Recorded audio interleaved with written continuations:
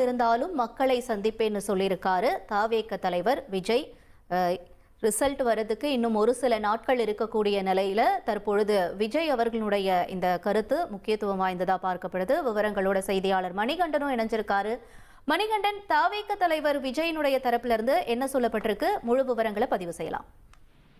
தமிழ்நாட்டில் பல ஆண்டுகளுக்கு பிறகாக மூன்றாவதாக ஒரு கட்சி, அதாவது ஒரு 4 முனை போட்டி இருக்கக்கூடிய நிலையில மூன்றாவது கட்சியுடைய முடிவுகளும் இந்த அரசியலில் பெரும் பரபரப்பை ஏற்படுத்தும் என்ற அளவுக்கு இந்த தேர்தல் உருவாகி இருக்கிறது. இந்த தேர்தலுக்கு பிந்தைய கருத்து கணிப்புகளும் கிட்டத்தட்ட தமிழக வெற்றி கழகம் இரட்டை இலக்கத்துல இந்த தேர்தலை நிறைவு செய்யும் என்ற அளவுல இருக்கக்கூடிய சூழல்ல கட்சியுடைய அனைத்து வேட்பாளர்களையும், தமிழ்நாடு மற்றும் புதுச்சேரியை சேர்ந்த அனைத்து வேட்பாளரையும் ஒரே நேரத்துல பனையூர்ல தமிழக வெற்றி கழக தலைவர் சந்தித்து ஆலோசனை மேற்கொண்டிருக்கிறார். கிட்டத்தட்ட 3 மணிக்கு தொடங்கி இந்த கூட்டம் 6 மணி வரையில நீண்டிருக்கிறது. பெரிய அளவிலான 20 வேட்பாளர்களாக உரையாடி இருக்கிறார். பல்வேறு கருத்துக்களை தெரிவித்திருக்கிறார்.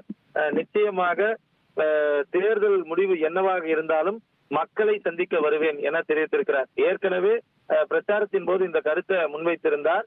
தேர்தலுக்கு பிறகாக நேரடியாக கிராமந்தோறும் உங்களை சந்திப்பேன் என தெரிவித்திருந்தார். இதே கருத்தை வேட்பாளர்களிடம்